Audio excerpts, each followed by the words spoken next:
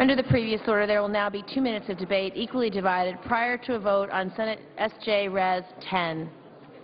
Okay.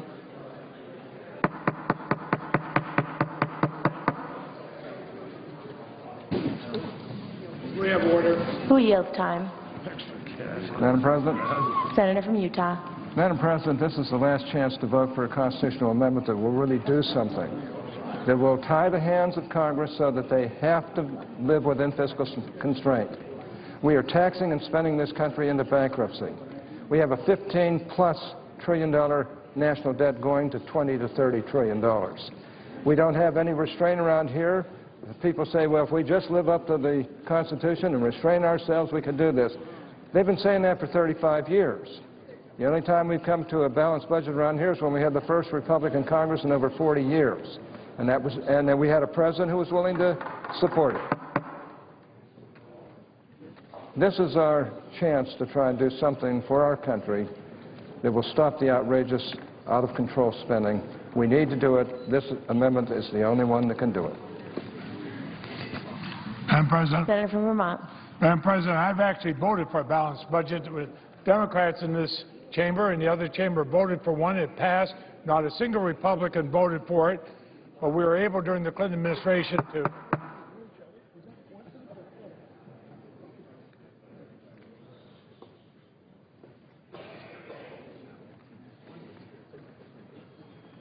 Senator from Vermont. We were able during the Clinton administration to balance the budget, start paying down the debt, left a huge surplus to his successor, and that was squandered by that administration. Now, on this one, they say, let's let the courts make these decisions. Let's not transform our courts into budget-cutting bodies. They're not equipped to perform that role. Even Justice Scalia, testifying before our committee, laughed at the idea that they could do that. The Hatch-McConnell proposal would do nothing to spur economic growth or ease the partisan gridlock in Congress. It will do the opposite. A vote for this proposal is a vote for dramatic cuts in Social Security, Medicare, and veterans' benefits. These are bumper sticker politics, and they're bad solutions. I wish those who say they revere the Constitution would do more than treat it like a bumper sticker policy. I ask consent my full statement be made part of the record. Without objection.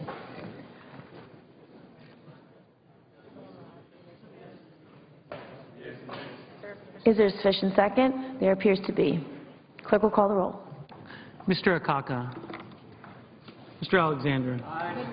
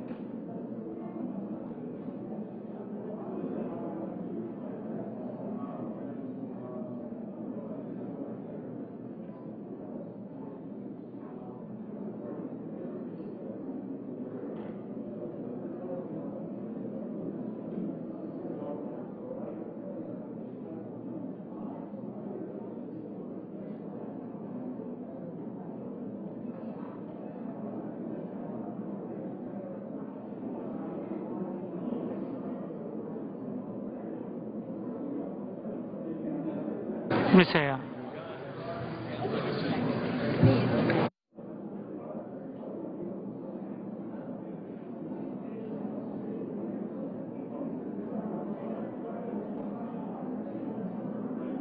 Mr. Barrasso. Mr. Balkus. Mr. Begich.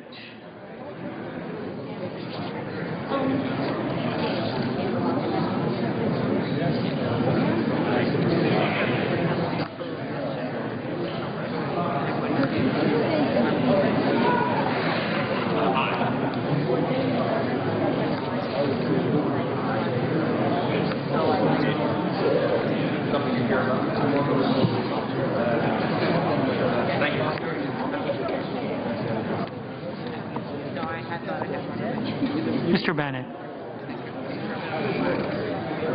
Mr. Bingaman.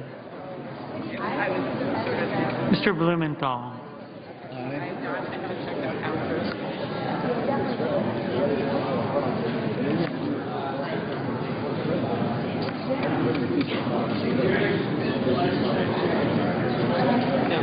We'll work on it.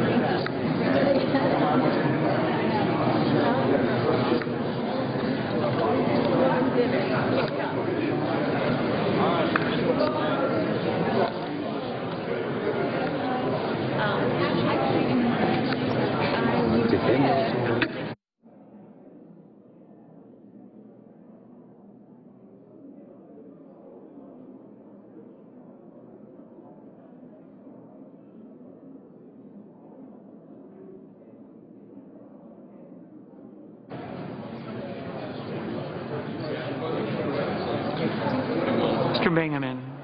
Mr. Blumenthal. Mr. Blunt. Mr. Bozeman. Mrs. Boxer. Mr. Brown of Massachusetts. Mr. Brown of Ohio. Mr. Burr. Ms. Cantwell. Mr. Cardin. Mr. Carper. Mr. Casey. Mr. Chambliss. Mr. Coates. Mr. Coburn.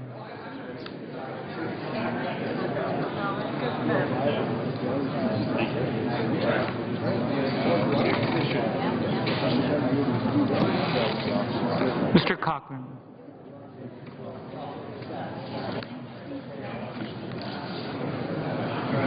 Ms. Collins. Mr. Conrad. Mr. Coons. Mr. Corker.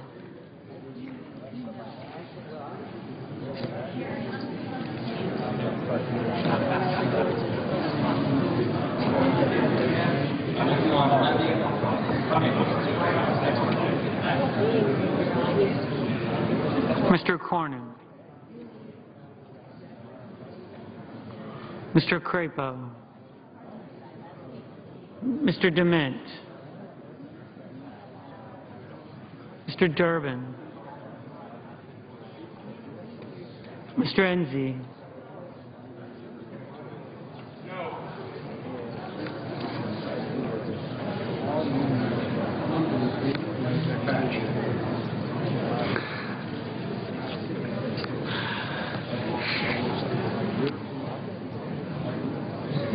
Mrs. Feinstein.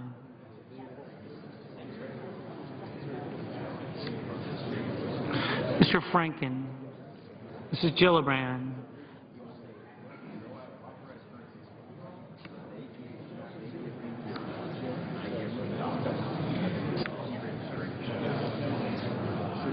Yes.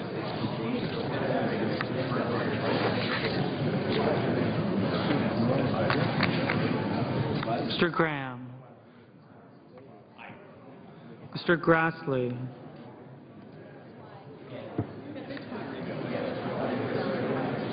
Mrs. Hagan. Mr. Harkin. Mr. Hatch. Mr. Heller. Mr. Hoven. Mrs. Hutchison. Mr. Inhofe. Mr. Inouye. Mr. Isaacson. Mr. Johans.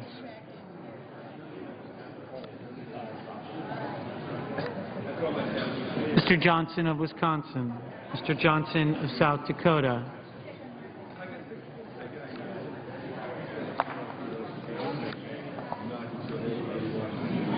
Mr. Kerry. Mr. Kirk. Ms. Klobuchar, Mr. Cole, Mr. Kyle, Ms. Landrieu, Mr. Lautenberg, Mr. Leahy, Mr. Lee, Mr. Levin, Mr. Lieberman, Mr. Lugar, Mr. Manchin, Mr. McCain, Mrs. McCaskill,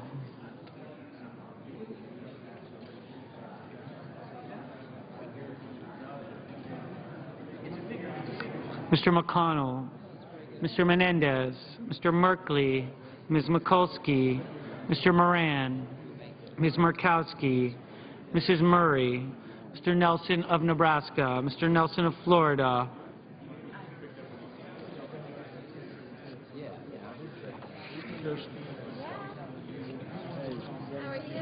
Mr. Paul, Mr. Portman, Mr. Pryor,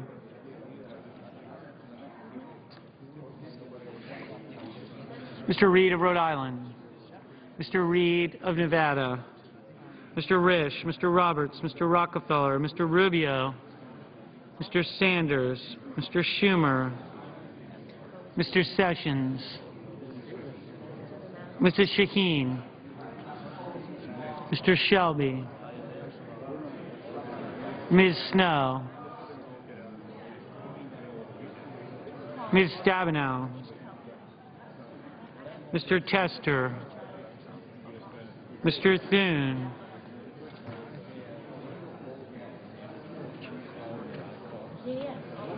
I'll give you the names and the numbers, and I'll call first, and then you call second. Mr. Toomey, Mr. Udall of Colorado, Mr. Udall of New Mexico,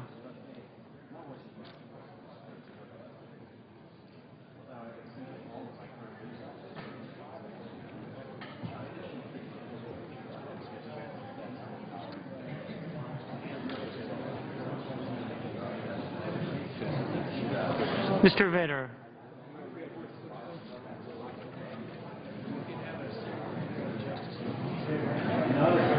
Mr. Warner, Mr. Webb, Mr. Whitehouse, Mr. Wicker, Mr. Wyden.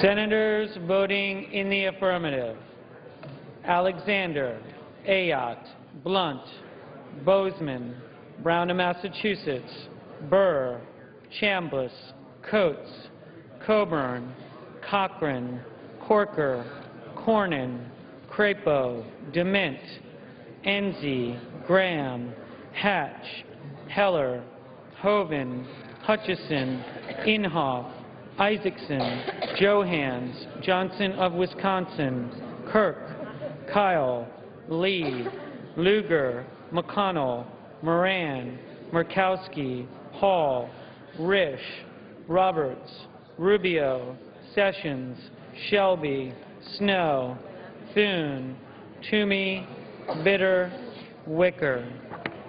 Mr. Portman, aye.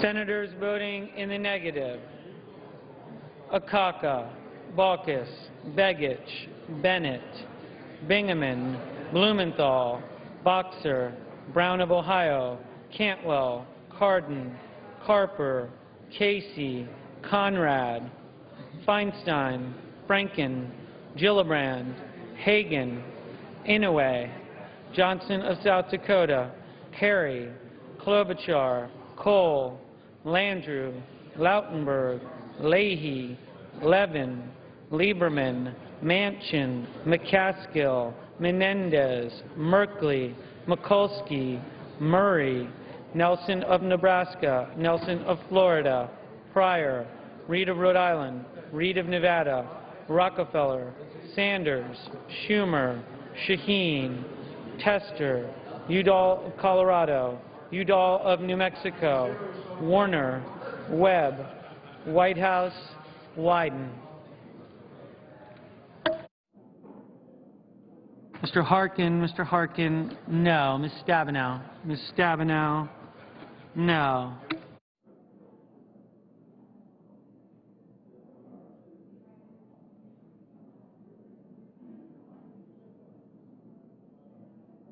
Mr. Barrasso, aye.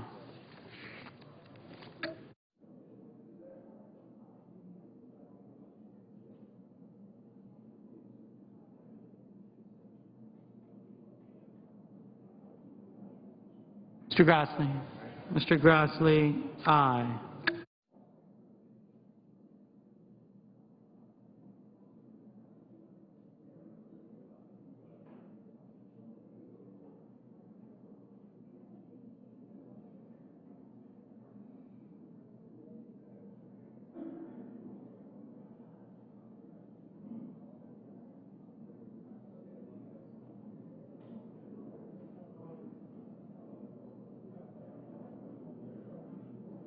Mr. Durbin, no.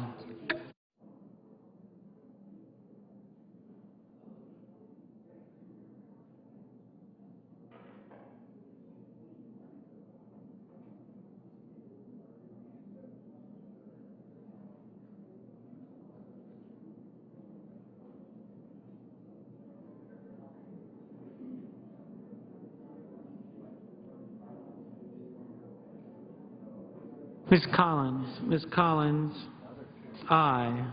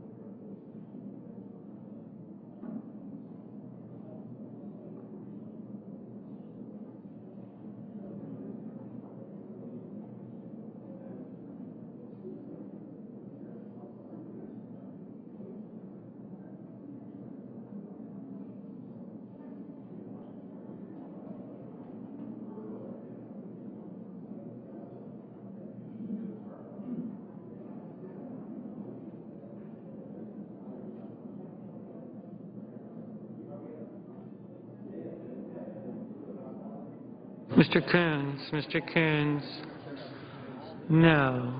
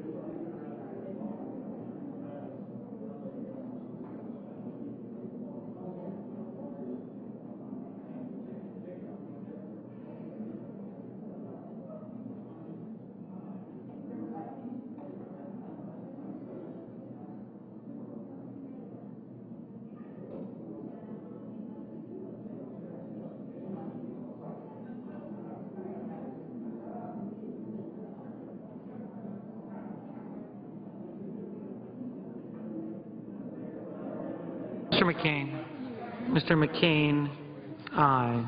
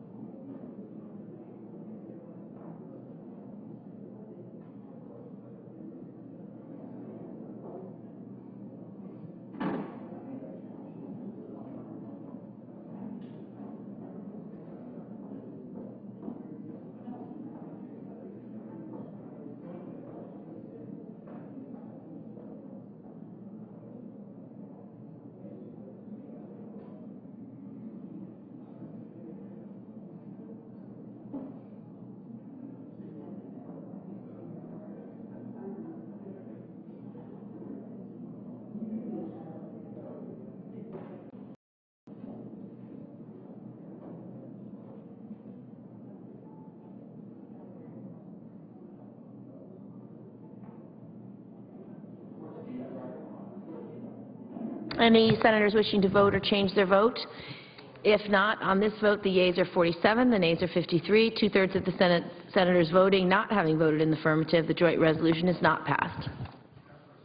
Senator from Illinois. I ask unanimous consent that the Senate proceed to a period of morning business until 5 p.m., with senators permitted to speak for up to 10 minutes each. Is there an objection? Without objection. Madam President, last night the House of Representatives passed a tax cut bill, one that is doomed in the Senate, and the President has made it clear he will not sign. It is important for us to move beyond this stalemate on an important issue that will literally affect 160 million working Americans. Currently, those working families enjoy a 2% payroll tax cut. For the average family in Illinois, it means a $50,000 annual income and $1,000 a year or more in terms of a tax cut. So if we fail to continue this payroll tax cut, families across Illinois and across America are going to see an increase in their payroll taxes of about $100 to $125 a month. We can't let that happen. These families are struggling paycheck to paycheck. We want to help them. We want to make sure that we help this economy by putting more life into it, which creates more opportunity for profitability for business and new jobs. We also need to maintain our unemployment insurance, which we have provided during these difficult times for those families struggling to find work. So, Mr. President, at this point it is clear we should move immediately to the consideration of the House tax cut bill, a bill which passed the House and should be taken up immediately in the Senate. There is no reason for delay. It has to be done before we go home. Let's not waste any more time. Let's bring it to a vote. Therefore, I ask unanimous consent the Senate proceed to the consideration of H.R. 3630, which was just received in the Senate from the House, that there be 2 hours of debate, equally divided between the two leaders or their designees prior to a vote on passage of the bill, that no amendments be in order prior to the vote, and that the vote on passage be subject to 60 affirmative vote threshold. Further, that if the bill is not passed, it remain the pending business and the majority leader be recognized. Is there objection? Object on behalf of our leader. This is a matter that needs to be decided between our two leaders, and that has not been done. The bill has just come over. There just needs to be some time, and certainly we hope in the future to vote on it at a time when the two leaders can agree. Objection is heard. Mr. President, I thank the senator from Texas. I know that her objection was on behalf of the Republican Senate leader. I would appeal to him and all Republicans on that side of the aisle. Let's get down to the business of extending this payroll tax cut for working families and maintaining the unemployment insurance to help millions of Americans. And let's get it done before we even consider leaving for this holiday season. And I yield the floor.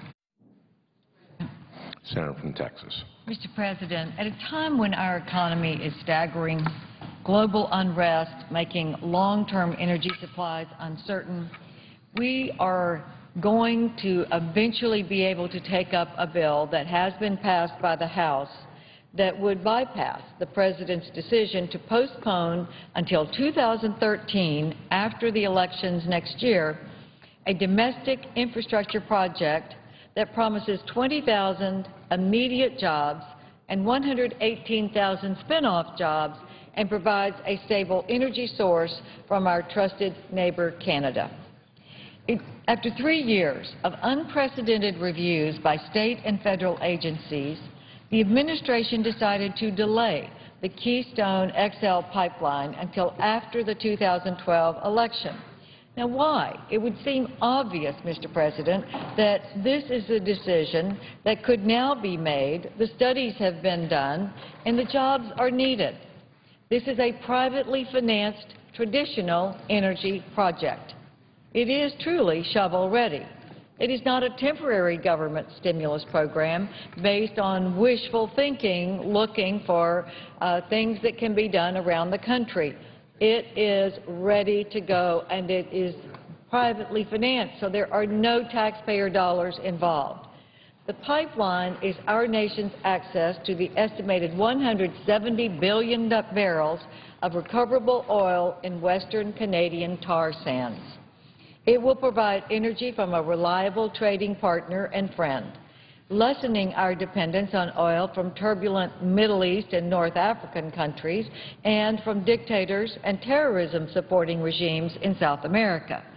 This turmoil leads to price spikes and supply interruptions that threaten our economy and our national security.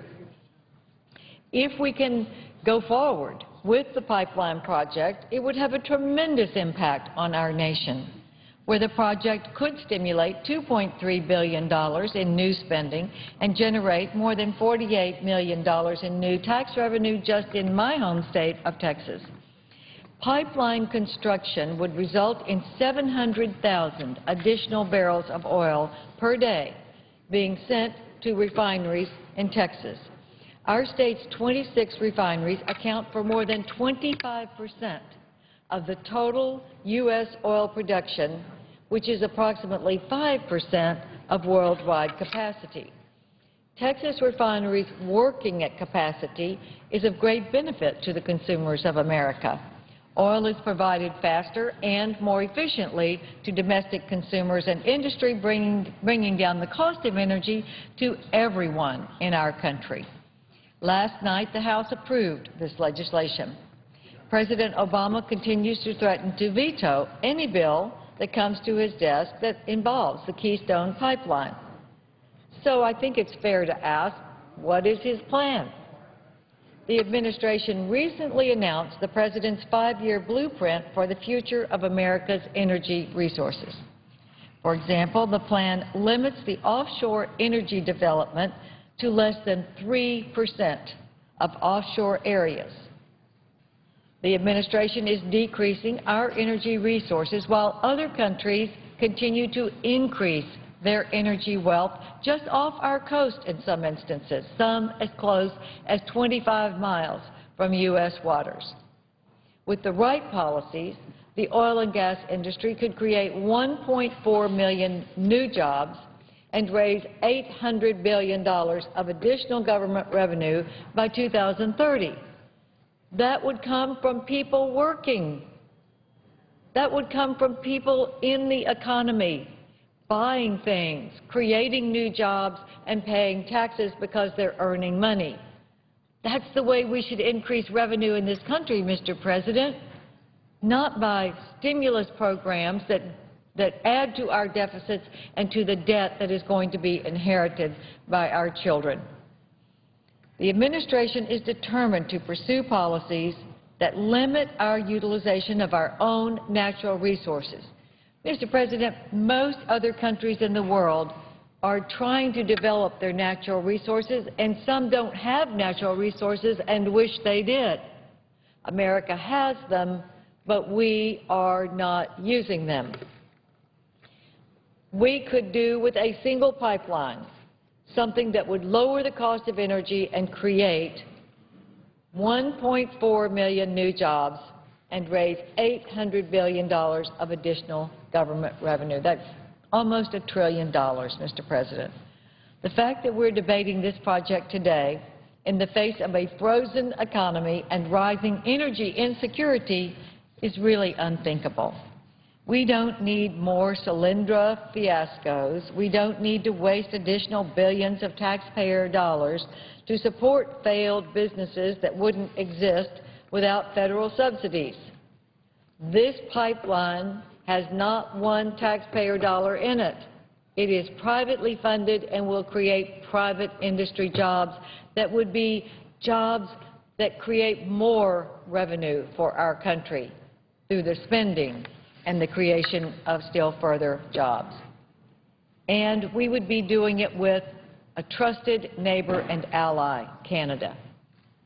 This is something we should do, and I would love to see us do it in a bipartisan way in this Senate, as the House has already done. Thank you, Mr. President, and I yield the floor.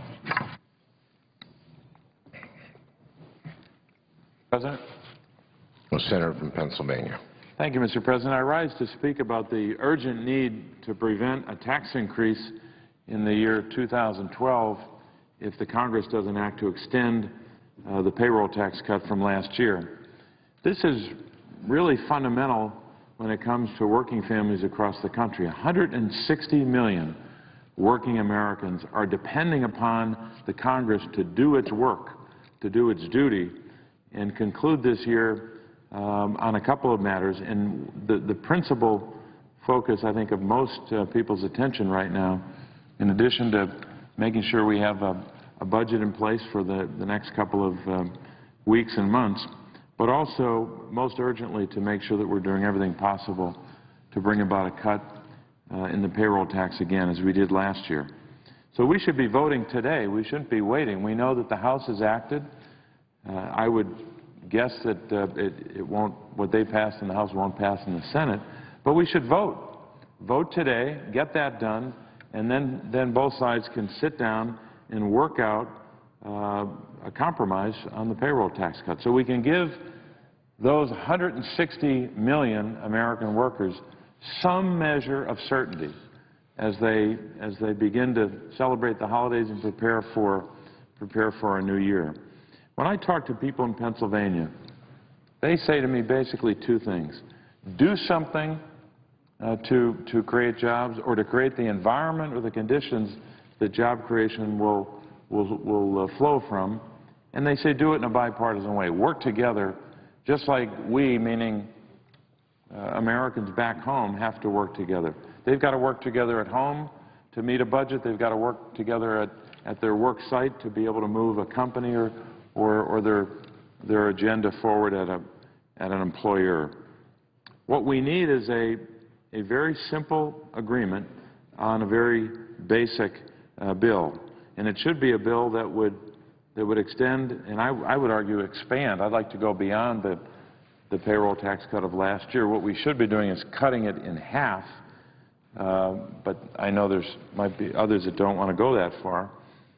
But what we have now from the House, the Republican House now, has passed a 350-page bill loaded with all kinds of provisions that have nothing to do with the payroll tax cut, have nothing to do with moving the economy forward, and it's really just kind of a political game that they're playing. For example, the Keystone Pipeline will be the subject of a lot of debate and discussion, but that has nothing to do with providing 160 million working Americans with a payroll tax cut. So we should set that aside and focus on cutting the payroll tax. Some of the provisions in the Republican bill will do substantial harm to families individually, but also to the larger economy. Cutting 40 weeks, let me say that again, cutting 40 weeks from unemployment insurance is one provision.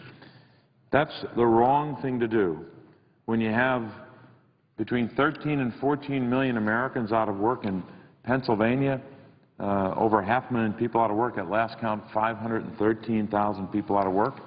And they're telling us that we should cut unemployment insurance by 40 weeks? Does that make any sense at all?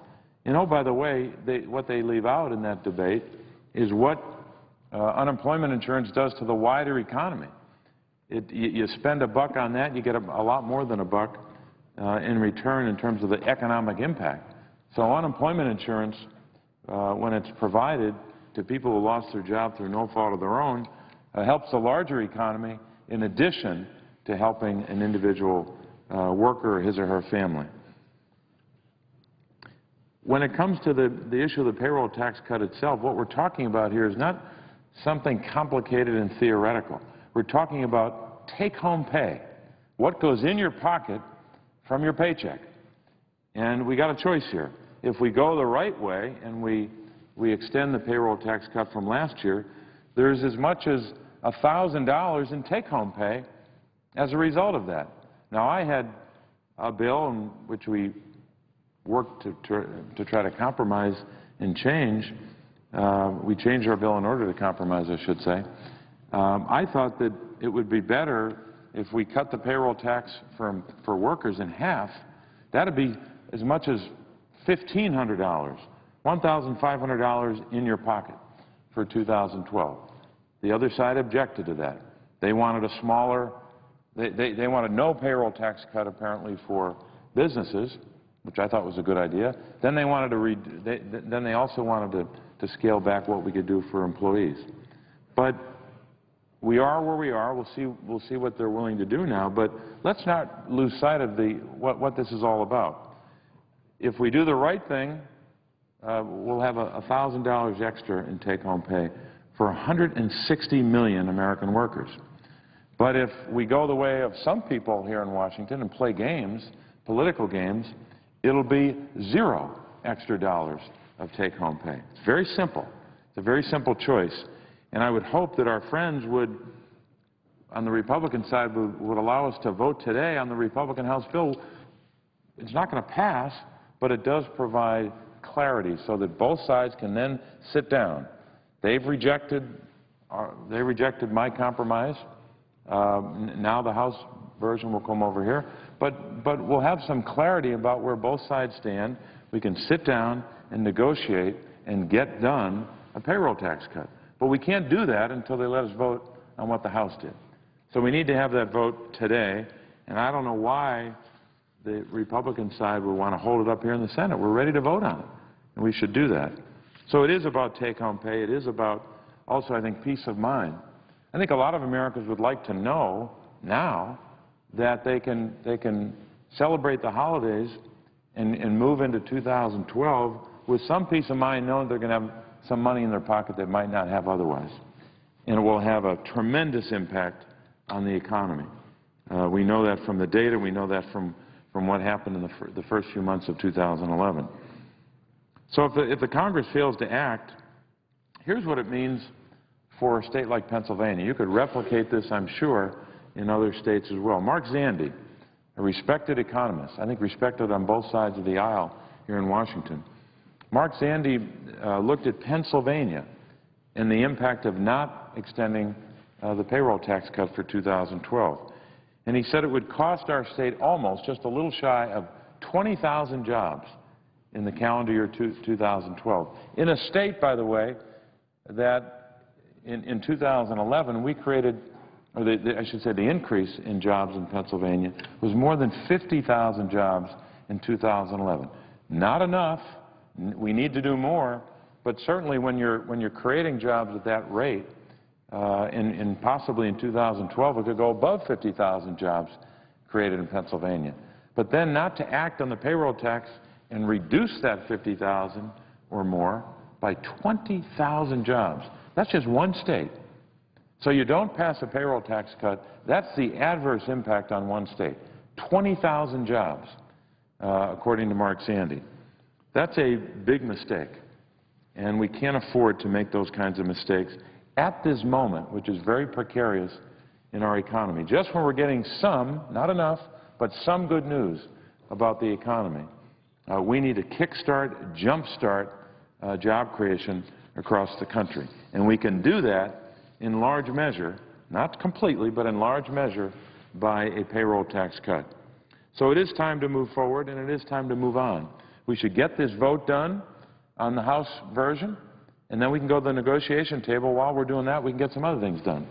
But to hold up a vote on the House bill doesn't make any sense at all.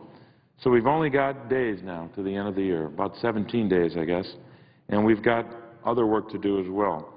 But the main thing we've got to do right now is come together to protect 160 million American workers so that they can conclude the year and go into the holiday season and begin a new year with peace of mind to know that they're going to have that payroll tax cut in their take-home pay. And also to give those who are out of work, their families, their communities, and the country some assurance on, excuse me, on unemployment insurance. So it's not time to play politics here in Washington. This is the holiday season. People, if there's any time in the year they expect folks to work together, it's at this time when we celebrate the holidays. So we need to come together. We need to compromise. I've compromised a couple of times in my legislation. I won't review that now, but I did on my version of the payroll tax cut, and we can all compromise some more. But we need to come together. We need to stop putting roadblocks in the way of voting on measures that will lead us to that compromise on a payroll tax cut. So I think the simple answer, or the simple message for today is let's vote. Let's vote on the House bill, and if that doesn't pass, then we can go to the negotiation table and come up with a compromise to cut the payroll tax, put more take-home pay in the pockets of 160 million American workers. And with that, Mr. President, I would yield the floor and note the absence of a quorum. Clerk will call the roll. Mr. Akaka.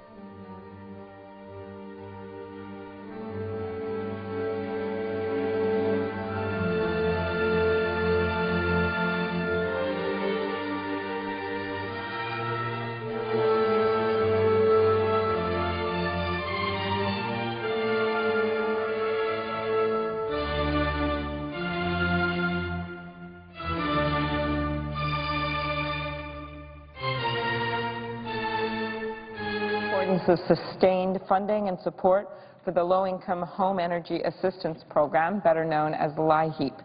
I know it's something you care very much about as well.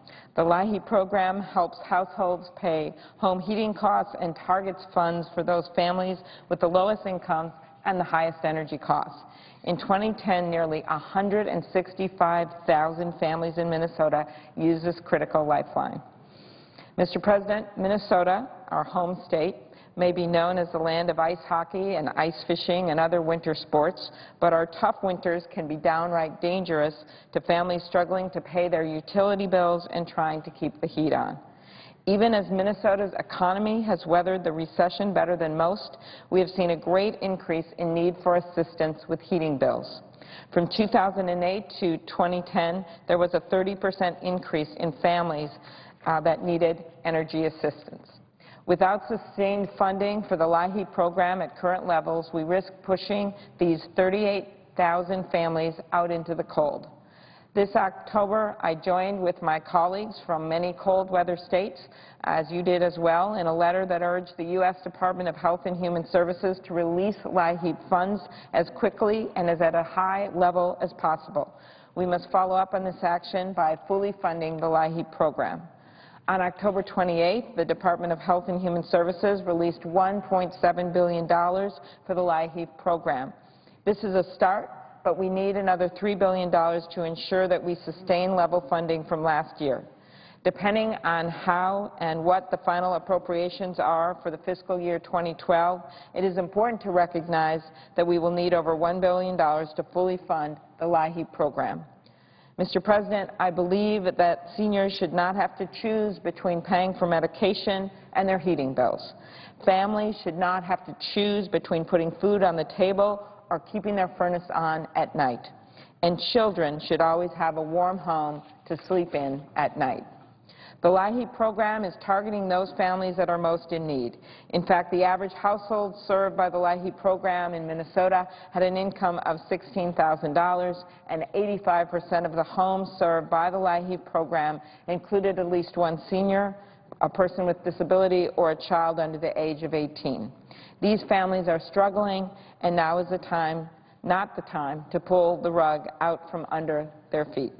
The LIHEAP program is supported by nonprofit organizations like Community Action of Minneapolis and the Salvation Army, state and local governments, and utility companies. These organizations know the value that this program has to ensure that families have the tools that they need to stay safe during the coldest winter nights. They also see how it creates economic activity by maintaining demand for utilities when household budgets are under the greatest strain and may be forced to go without. According to economists, LIHEAP is a smart investment. For every dollar in benefits paid, $1.13 is generated in economic activity. As a co-sponsor of the LIHEAP Protection Act introduced by Senator Jack Reed of Rhode Island, I want to commend my colleagues on their leadership on this issue and look forward to working with them to ensure that this legislation is passed and that funding for the critical program is maintained. Thank you very much, Mr. President, and I yield the floor. Mr. President. Senator from California. Mr. President, I'm going to make a unanimous consent request. We've alerted our Republican friends to it. But before I do, I want to set the stage for why I'm going to ask eventually that we be allowed to go to H.R. 3630, which is at the desk, and that there be a debate and a vote on the Republican-passed payroll tax cut. For the life of me, I don't understand why, as we approach the end of this year, Republicans right now don't want to have a vote on their own bill. Well, maybe it's because they don't have a lot of votes for it, because it is a disaster. The President has spoken out very strongly for a payroll tax cut. We need that because it's been in effect, and if we don't extend it in this time of recovering from a deep, dark recession, economists of all stripes have said we're going to see a reduction in economic growth. It's just something we don't need right now. So it seems to me what has happened, because initially the Republicans said, we don't want anything to do with this tax cut. They love the tax cuts to the millionaires and billionaires. Oh, that one they have a heart for. But this one they didn't really like. But I think they took the heat back home, and good for the American people, because now they decided they had to pass it. Because if they don't pass it, then working people are going to notice about $1,000 increase in their taxes. So we're facing a very odd situation. And having served in the House for 10 years, I left when Newt Gingrich became a Speaker. I ran for the Senate that time. I know how things work over there, and I can almost see, and I have no accuracy on this, it's my own feeling, that the mindset was the President wants this tax cut so badly, let's do it, but let's load this up with things that, you know, he is not going to be able to abide by. And frankly, that's what they did. Let's look at some of these things that are in this payroll tax cut. First of all, they added environmental riders.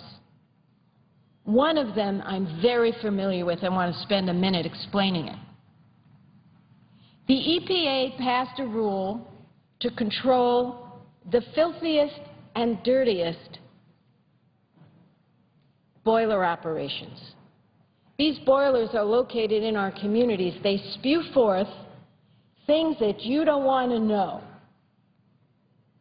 but we better know. Mercury, arsenic, and lead. All of these things cause cancer. All of these things are dangerous to all of us, particularly to the children, particularly to pregnant women.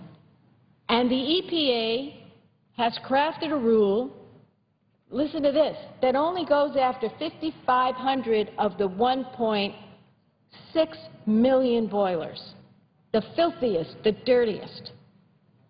And in crafting this rule, they had peer-reviewed science, Mr. President, that showed that this rule will prevent 8,100 premature deaths every single year. That's because we're talking about mercury, lead, and arsenic, not our friends. So, not being able to abide by this, those in the House are standing with the dirtiest polluters, and they put a stop to that rule. To me, it is shocking as chairman of the Environment and Public Works Committee, because, Mr. President, if you were driving a car in a certain direction and I said to you, if you continue to drive this car in this direction, you're going to hurt people, and you're actually going to be responsible for the deaths of 8,100 people in the course of a year, you would turn that car around. But oh no, they're barreling forward. And I'm not even giving you the stats, because I don't have them by memory, on the number of missed work days, the number of asthma cases, and lost school days. Because it's in the tens of thousands in a year. So they attach that, what I call a real poison pill, to the payroll tax cut. But that wasn't enough. Then, despite the objections from the Republican governor of Nebraska, they pushed forward the tar sands pipeline before the studies are really done. And by the way, the environmental impact report was done by a company that had ties to the developer. So before we rush to judgment on this, colleagues, we need to have more information. Oh no, they're going to jam that through. So those are two environmental riders that are on there that are very dangerous for the American people. So it's sort of like, here's $1,000 for you with the payroll tax cut, but we've just increased your risk of getting asthma or perhaps dying of cancer or heart attack. Maybe that's why they object to having a vote on this bill. Now, in this bill, the way they pay for things is unbelievable. They are so fearful of hurting the upper income people, those over $1 million a year, and paying for this payroll tax cut the way we do with a small surtax on the millionaires and billionaires. It doesn't kick in, till you get past the $1 million mark. They go after the middle class. They raise premiums on Medicare for 25% of Medicare recipients who earn $80,000 a year.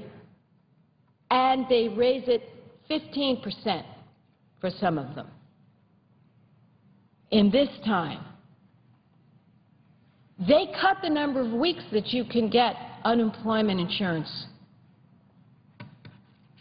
which at this time is really just plain cruel. And they go after the salaries of middle-class workers like federal firefighters, veterans nurses, air traffic controllers, FBI agents, all federal employees, while they allow government contractor employees to earn up to $700,000 a year. Now, Senator Grassley is here, and I know he probably disagrees with some of what I said, but I know he agrees on the federal contractor issue. But in this particular bill the House did, I say to my friends, they go after middle-class workers, but the government contractor workers can earn up to $700,000 a year. To me, that's the only reason I can see why the Republicans are objecting to having a vote on that so-called payroll tax bill, because it is loaded up with things that are going to hurt the American people. So I think we ought to have that vote and kill this Christmas turkey, because it is a turkey. It is harmful to the middle class. It is literally going to cause an increase in premature death, in asthma cases. It is literally going to hurt middle-class workers while they leave the millionaires and billionaires alone. What kind of value system is that? Merry Christmas to the middle class. No, it isn't.